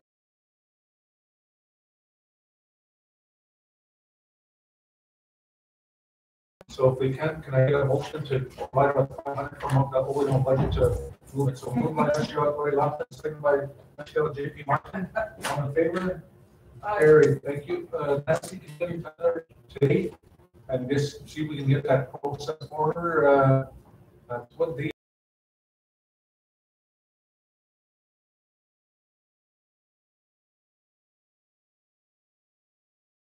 Her a note, but also a note of congratulations, and ask if she can come and make her presence known here on Monday morning, because we gotta acknowledge these great success stories of our members that are succeeding and doing well on a national level.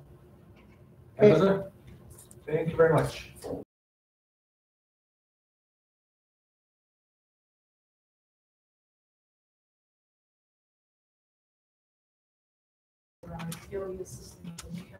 Okay. Do you have the package there? Yeah, I do. Somewhere here. What do you guys stand for? Third party, just. Oh, that's a fun, and we've done that every year, right? So really just a motion to accept that, you've got the budget, everything approved. Moved by Mr. Gallup, shortly Laughlin, second by Mr. Gallup, JP Martin, that we support BC number 18-029. Sure. So, 200 from the FAC, May 10th, 2018, increase in services. Background information, at the Illinois budget meetings held in March 2018, the consensus was to increase the OCN service fees by $5 a month per house on OCN. This will be effective July 1st, 2018. The $5 per house on OCN increase will go towards garbage collection and the public works budget. Although there was 671 houses on OCN, the CWO has a motion to increase. 20 years. Yeah. Okay, so when you look at when we look at the other costs of other jurisdictions,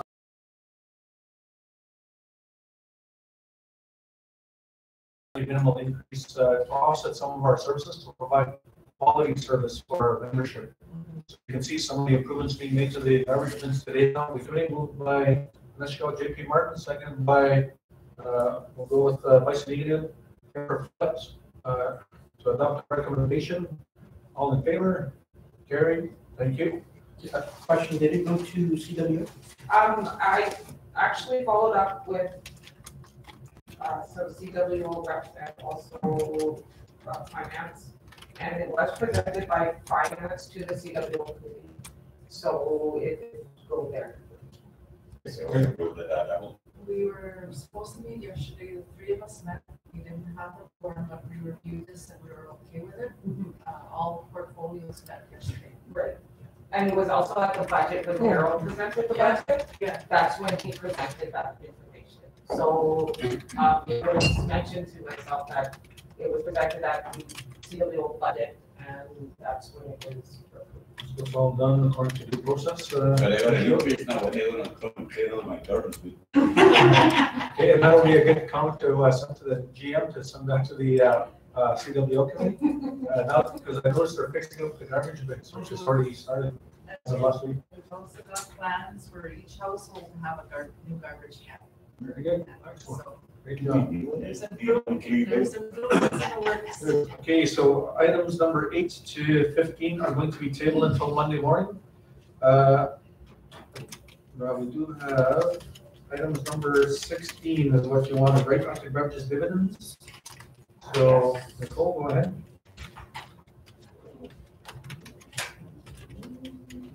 Is it up there? It should also be there. Let's see, do you want to bring that up on the screen? Some background information. So this is on May 10th, 2018. OCN through PBDC have purchased an investment with Arctic Beverages. As this is a new business venture, reference material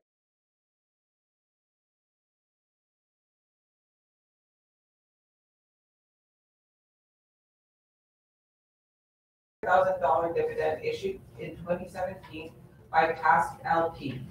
In 2017, PBDC reports the liability where the Arctic investment loan from the first FAC. Okay, so we got this as a recommendation by the committee, so we need a, before we get into discussion on it. Hearing none, a motion to accept the recommendation moved by Mr. JP Martin, second by Mr. Shorty Hoffman. On favor? Carried. Thank you. Okay, tobacco tax rebate updates.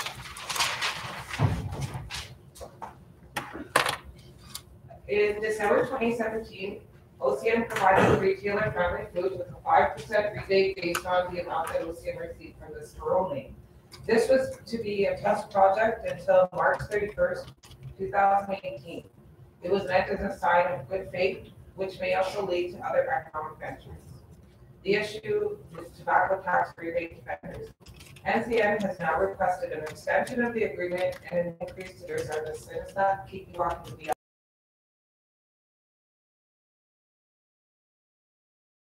3 months.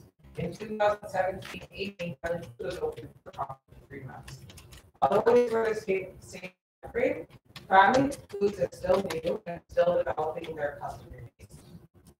At the Baby Mart was the same location as Mischar's Convenience. It appears that when one store closed, the customers simply went to this other location. The Red Apple and Bargain Shop has created administration functions and increased the workload. An analysis is prepared. The parts of Just Island Foods with a 5% rebate up until March 31st, 2019. And the follow-up is to prepare the agreement with Family Foods for periods of time and must be renewed. No assignment. Basically, any agreement or arrangement should not be transferable, and no material changes. For example, if the retailer closes down the grocery store and opens a tobacco shop instead. Any questions or comments? Very good, okay. Moved by J.C. Martin, seconded by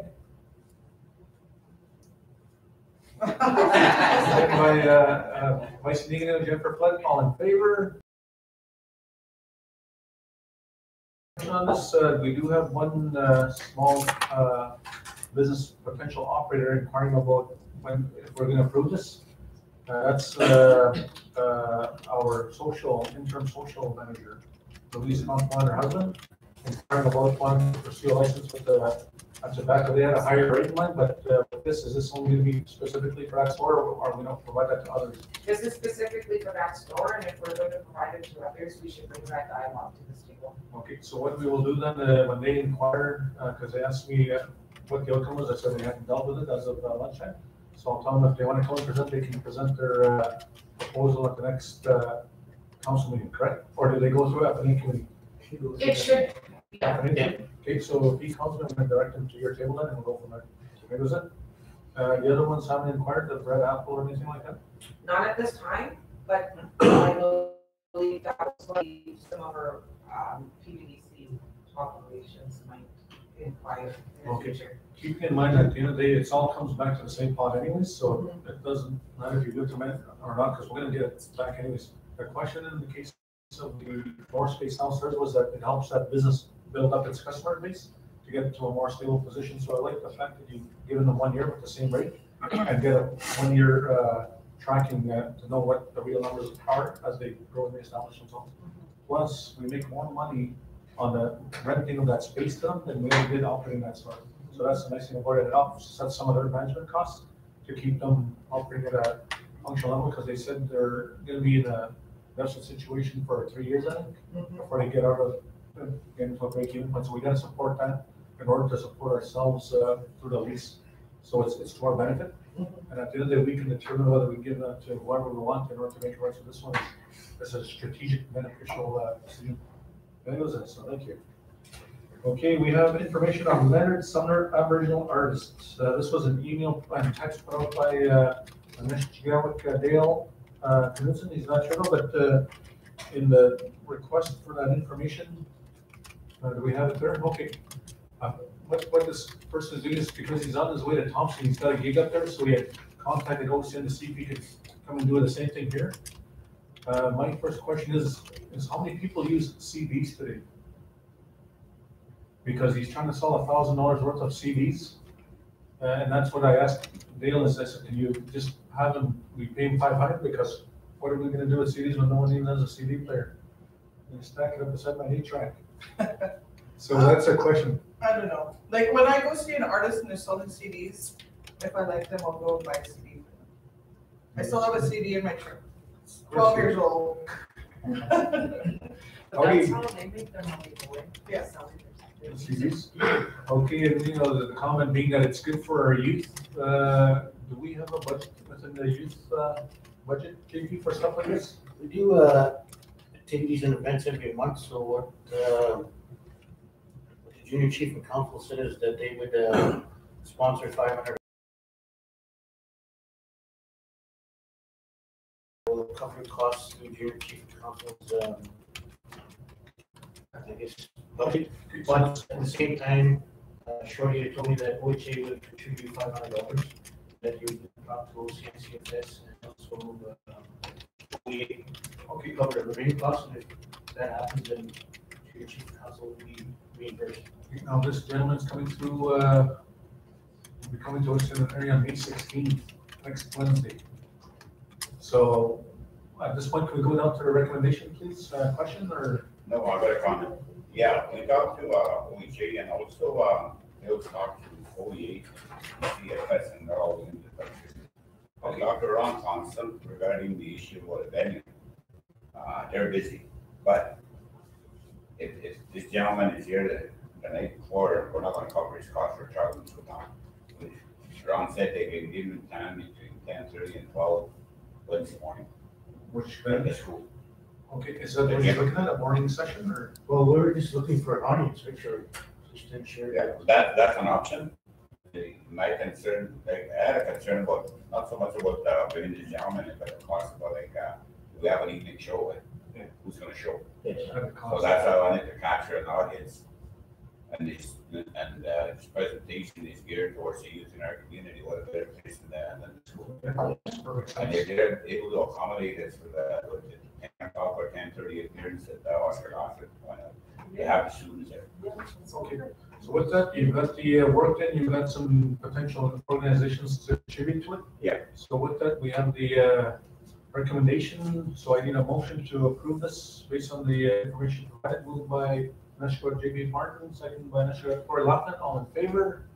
Carried, thank you. So who's gonna be the lead on this, Dale? Dale. Yeah, so if we can send a text to Dale, Nancy, that it's approved and that he'll be the lead on this particular project to coordinate with the OEA and the other organizations to get that extra fund. How was that? Thank you. He's texting me anyway, so I'll text him about right after the meeting. Okay, next one is a ratification for Trapper's compensation for Henry Cook. Is that pretty well standard? It's been done, all of it. Did everyone sign off on it? Yeah. So ratification, so I guess the question would be just to make a motion on it? Yeah. So a motion to do the approval of the Trapper's compensation for Mr. Henry Cook as per the settlement from the Trapper's compensation fund. Moved by Anesh Chagawak, JP Martin, second by Anesh Chagawak, Shorty Laughlin, all in favor? Carried, thank you. Next item is similar ratification for a fisherman's compensation on Mr. John Robert Buck. Moved by Anesh Chagawak, Shorty Laughlin, second by Anesh Chagawak, Shorty Laughlin, all in favor? Carried, thank you. On that note, Judy just notified Diane Alta that there was an event for NRC. Thank you. Update on the recognition and implementation of Indigenous Rights Engagement Session. This is in regards to Minister Bennett coming to Opash Recognition on the 15th. I know when we had this recognition and implementation of Indigenous Rights Engagement Guide. So this is for your homework for you to read over the next couple of days to get yourself familiar, but it's nothing that we haven't done that will work for us on our terms as Opash Recognition. That was it. Any questions on that? That's just general information for you to get familiar with before the meeting. We have 4:45, Lori. Are you okay? Okay, I'm just gonna look at these last few here. Before you go, there's something. Okay, so what's the agreement for underground installation lagoon project?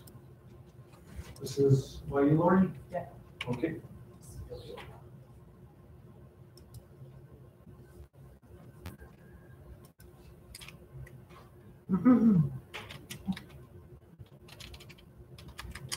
Here we go. As you're aware, Ocean is constructing a new lagoon located in Upperville. In order to connect to the new lagoon, a pipe must run under highway number 10. Therefore, an agreement for underground installation must be signed by the province of Manitoba and Ocean. The installation will include maintenance of 450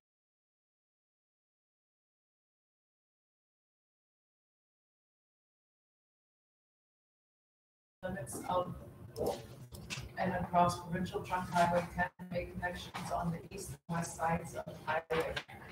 Once the agreement is signed, the province will prepare a permit to allow construction and maintenance of the piping. Recommendation.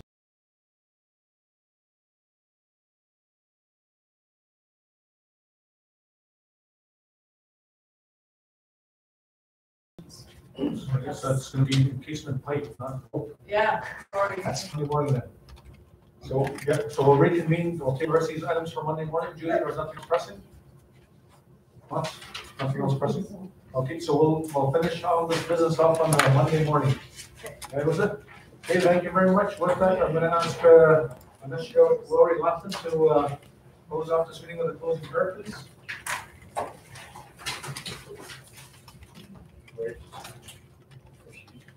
Lord, Great. Heavenly Father, Great Spirit, thank you for this day. Thank you for the issues that we have to deal with, the benefit of our community, our families, and our children. We ask that you look after the children, the families, the elders, and the city back. This is in your son, Jesus' name. Have a good weekend, everybody. Safe weekend. And we'll see you Monday morning, 9 o'clock sharp. Nancy, you'll send out a notice to all the, Mr. Gallick on the text, good text. Nancy. There's dots on there. Okay, hello. Okay, for those, Mr. Yeah, Gallick it here, still is, please it sign says here. make sure you want to end your stream. Thank you. I'm still gonna give it. Just gives me one of these. Thank you, guys. Yes, Really yes, appreciate no your problem, help. no problem. Okay. Oh,